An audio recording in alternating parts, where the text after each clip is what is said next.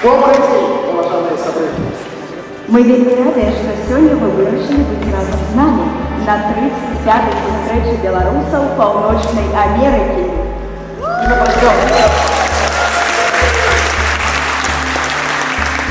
Запрошаны да гэтай прамовы у духу міра, сяброўства і павагі.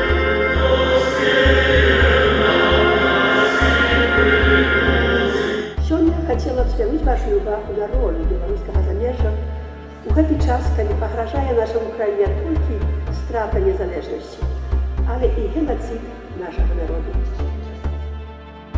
Мои дорогие мои сябры и суайчынники, вітаю вас абвясціць афіцыйнае адкрыццё 35-й сустрэчы беларусаў Паўночнай Амерыкі.